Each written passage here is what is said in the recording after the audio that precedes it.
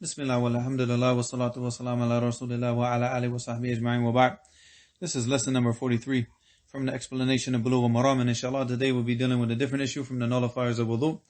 Or in this case, something that maybe the people think nullifies the Wudhu, but it doesn't actually nullify the Wudhu.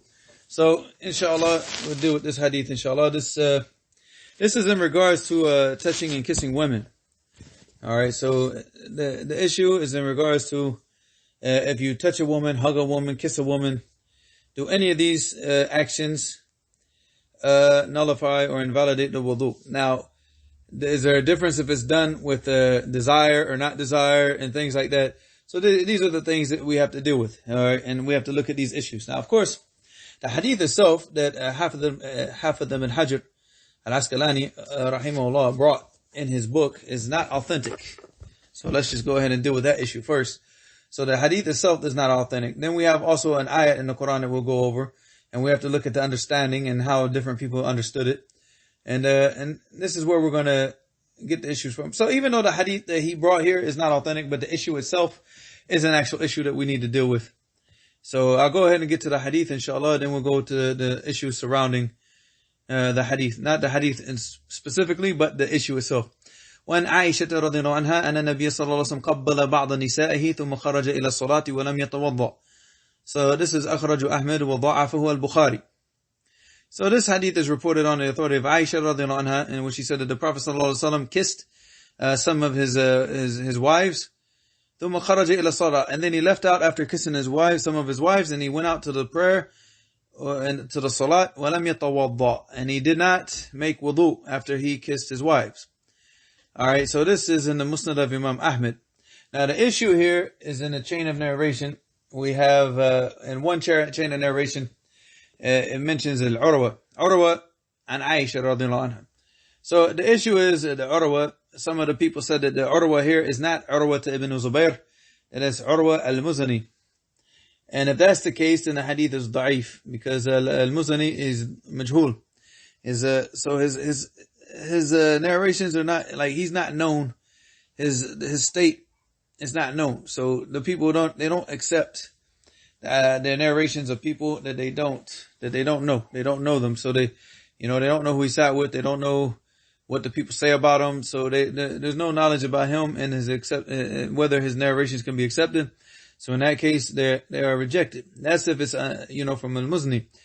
Now, in the Musnad of Imam Ahmed, there is a narration where he actually did mention Urwa ibn Zubayr. Okay, and if that's the case, then there's not an issue with Urwa. The issue, it goes, who narrated it from Urwa? So they said in the Musnad, in the same narration where Urwa ibn Zubayr was mentioned, then it's mentioned as Habib. So there's the issue with Habib, who narrates the hadith from Urwa ibn Zubayr, because Habib never heard any hadith from Urwa ibn Zubayr. So in this case, the hadith is da'if any way that you look at it. So if we say that Habib narrated the hadith from Urwa al-Muzani, al-Muzani is majhul, and his narration is not accepted because nobody knows, his state, and now if his narration is accepted. So in that case, it's da'if anyways. And if we do say that it's not Muzani and it is Urwa ibn Zubayr, then Habib never heard hadith. So like I said, either way it goes, the hadith is da'if. And as you see, as Hafidh ibn Hajar, he said it, وَضَعَفَهُ الْبُخَارِ. But still, we have to deal with this issue. Okay? So now the first issue is you got the people that say that touching the women, it does negate the wudu, it does invalidate the wudu. Alright? So the people that say that it invalidates the wudu, they're going to use the ayah in the Quran, which is in Surah An-Nisa, أَوْ لَامَسْتُمُ النِّسَاءَ فَلَمْ تَجِدُوا مَاءً فَتَيَمَّمُوا. So here you have لَامَسْتُم. And it came in a different qira'ah, لَمَسْتُم, which is the lumps, which is the touching. But here it's لَامَسْتُم, which is the mulamasa. And the mulamasa, as the ulama have actually given the tafsir of, is actually means al-jima', which means that you have, you had sexual relations with your wife, but they take it to mean a lumps. So the people that take the opinion that touching the women in any type of sexual way, even if it does not lead to intercourse, that basically it causes the wudu to become the invalid. All right, invalid just even touching the woman. So touching the woman, kissing the woman, hugging the woman, but any type of desire, with arousal, that this would invalidate the wudu. And they use this, but of course, this is not correct, because if you go back and you read through the books of tafsir, the majority of the scholars of tafsir are on the opinion that the mulamasa here, it means al-jima', which means sexual intercourse. And so this is talking about the person that would have to take a ghusl, not something that would nullify the wudu. Wallahu a'lam. So being that the ayah has that meaning, and that was the understanding, and of course that understanding goes back to Ibn Abbas, radiyallahu anhuma, and that is the accepted tafsir of the ayah. And we look at this hadith, even though the hadith is da'if, we also look at the issue that, okay, there is nothing authentic that shows that the touching a woman, kissing a woman is from the nawaqid of the wudu. It's not from the things that invalidate the wudu. And of course you have different opinions. I mean, even to the point where some people say that if he kisses the woman and touches the woman, but without desire, without shahwat, without shahwa, then it doesn't nullify the wudu. But if he does it with shahwa, with desire, then it nullifies. But all of this stuff, it has to have some type of adillah with it, behind it. So we can't come up and start making these conditions without any type of evidence. So right now we have this hadith that's da'if, and other than that, all they have is evidence as ayat. But like I said, it's going on to their understanding that the mulamasa, it means, that the mulamasa here, it just means the touching. And Shaykh Uthaymeen, rahimahullah, he refuted this in a very, very nice way. And inshallah, I'll try to read a little bit of what he said. And inshallah, so we can understand. He said, وَبَيَانُ أَنَّ اللَّهَ سُبْحَانَهُ وَتَعَالَى قَالَ يَا أَيُّهَا الَّذِينَ آمِنُوا إِذَا قُمْتُمْ إِلَى الصَّلَاةِ فَاغْسِلُوا وُجُوهَكُمْ وَأَيْدِيَكُمْ إِلَى الْمَرَافِقِ وَامْسَحُوا بِرُؤُوسِكُمْ وَأَرْجُلَكُمْ إِلَى الْكَعْبَيْنِ. So obviously this is going back to the ayah, is dealing with wudu. He said, you who believe, if you stand up and you're ready to perform the prayer, the salat, فَاغْسِلُوا وُجُوهَكُمْ. So wash your faces, وَأَيْدِيَكُمْ, and wash your hands up until the elbows. وَامْسَحُوا بِرُؤُسِكُمْ, and wipe over your heads. وَأَرْجُلَكُمْ, it goes back to the ghusl. Okay, because بِرُؤُسِكُمْ, and here you see وَأَرْجُلَكُمْ, and أَرْجُلَكُم is mansub. It means it has a fatha. So it has a waw, which is atif, but it's atif over for the ghusl. فَاغْسِلُوا وُجُوهَكُمْ وَأَيْدِيَكُمْ وَأَرْجُلَكُمْ. Okay, وَامْسَحُوا بِرُؤُسِكُمْ. So وَأَرْجُلَكُمْ إِلَى الْكَعْبَيْن, so you wash your feet up into the ankle bone. And he said, فَهَذِهِ طَهَارَةٌ بِالْمَاءِ أَصَلِيَّةٌ صُغْرًا. And he said that this is for the purification with water, the original, because the asaliyah is that, obviously the first thing that we go to is the water. That's the asl. The asl is that whenever we're making wudu, the asl of all the purification is with water. He said, ثُمَّ قَالَ وَأَنْ كُنْتُمْ so he's saying, but this is for the sughra. This is for the small things, the things that only require wudu. He said, وَأَنْ كُنْتُمْ جُنَبًا فَالطَّهَّرُوا. So, and if you were in a state of janaba, which is a sexual impurity, فَالطَّهَّرُوا, then cleanse yourself.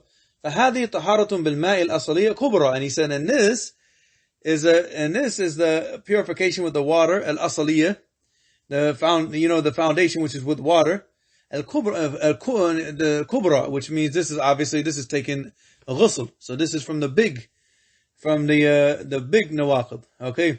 He said, ثُمَّ قَالَ, and then he said, وَإِن كُنْتُمْ مَرَضَىٰ أَوْ عَلَى سَفَرٍ أَوْ جَاءَ أَحَدٌ مِّنْكُم مِّنَ الْغَائِطِ أَوْ لَامَسْتُمُ النِّسَاءَ فَلَمْ تَجِدُوا مَاءً فَتَيَمَّمُوا.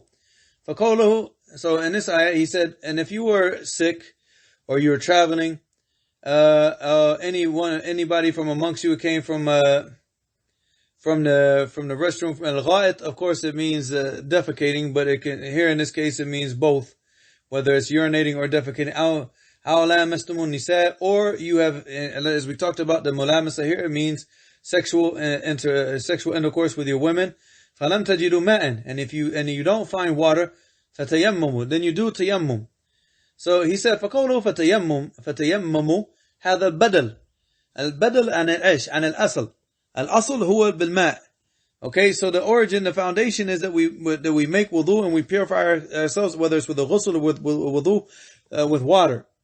But this is the badal. If we don't find the water, then we go to tayammum, which is using sand or dirt. He said, أو جاء أحدكم منكم من الغائط.